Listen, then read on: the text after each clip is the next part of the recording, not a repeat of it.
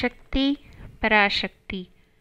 चेनी और हथौड़े जैसे उपकरणों से निर्मित मूर्ति पत्थर की होते हुए भी उसका नाश होता है। ऐसा पत्थर जो तराशा नहीं गया है का नाश नहीं होता।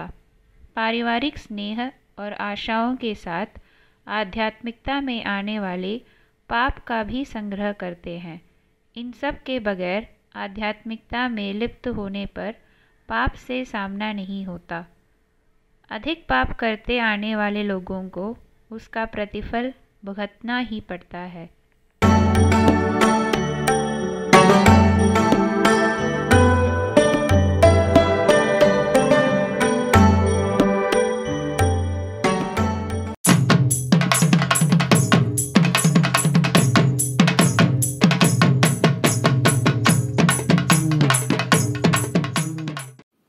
ओम शक्ति पराशक्ति।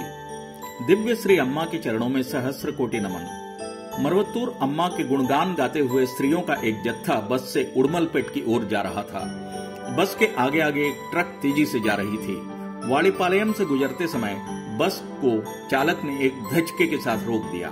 कुछ भी समझ न पाकर स्त्रियां एक दूसरे को ताकने लगी। तिरुप्पूर और पल्लीडम के बीच आने वाला वाड़ीपालयम एक खतरनाक इलाका है। प्रायः डकैती हत्या होने वाले इलाके के नाम से यह बदनाम है। रात्रि के 9 बजे के बाद इस राह से लोग अकेले गुजरते हुए घबराते हैं। ऐसी एक खतरनाक खाई के समान ढलान है इस जगह। आगे जाने वाला ट्रक भी खड़ा था, जिसे देखकर बस में सवार स्त्रियां स्तब्ध थी। आगे वाले ट्रक के चालक और सहायक को घेर कर कुछ लुटेरे चाकू, लाठी, भुजाली इत्यादि हथियार के साथ धमका रहे थे। उसी क्रम में उनमें से 10 लुटेरे बस को भी घेर कर रोके और बस में धड़धड़ाते हुए चढ़ गए। उनको देखते ही इन लाल वस्त्रधारी स्त्री शक्तियों ने पूछा, आप सब कौन हैं? आपको क्या चाहिए?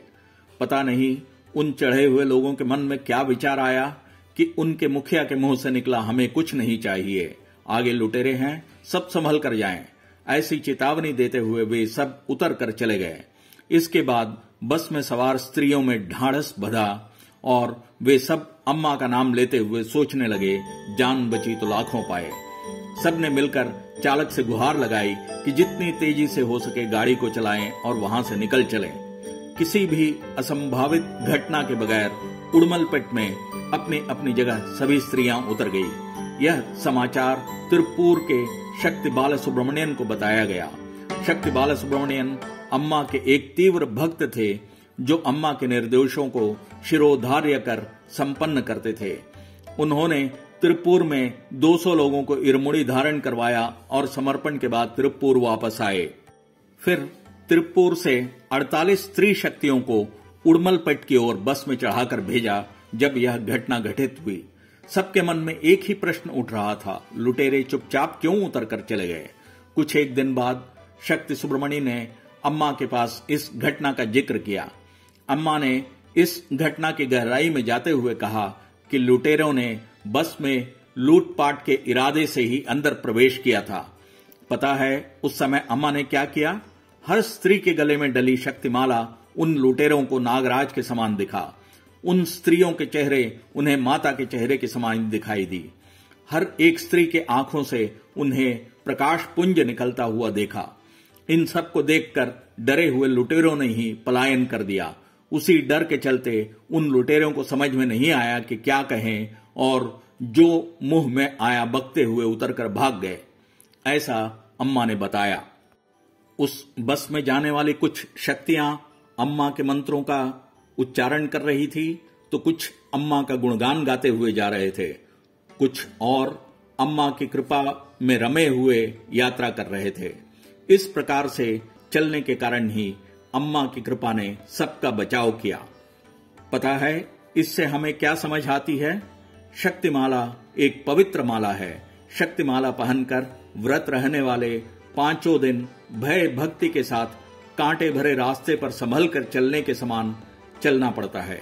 इससे हमारे पुराने कर्म जनित दोष से हम छुटकारा पाते हैं। दैवीय कृपा से यह व्रत हमें अपने आप इन पापों से रक्षा का एक अवसर देता है। इरुमुड़ी समर्पण कर आते समय इसे एक पिकनिक की तरह न लें और गपशप करना, सिने जगत के सितारों के बारे में बात करना या दूसरी बेमतलब की बातें करना इत्यादि से बचें। इस दौरान सदैव अम्मा के बारे में ही सोचते हुए सिद्धपीठ में इरुमुड़ी समर्पण के बाद सीधे अपने अपने घरों को वापस लौटना है। काम वासना या मदहोशी वाली अवस्था में नहीं रहना चाहिए। अम्मा के मंत्र, अम्मा के गुणगान गाते हुए चलें तो अम्मा हमारे साथ ही रहेगी और विपत्तियों को टालेगी। कलयुग में आज के समय हमारे संकट हरने और शांतिपूर्ण जीवनी देने के लिए मां आदि पराशक्ति के अवतरित इस समय में दिए गए अनेक उपायों में व्रत रहकर शक्तिमाला धारण और समर्पण भी एक है। आइए इसे जानकर और समझकर सच्चे मन के साथ शक्तिमाला धारण और समर्पण करने के लिए चलते हैं शक्तिगण। ओम शक्ति पराशक्ति।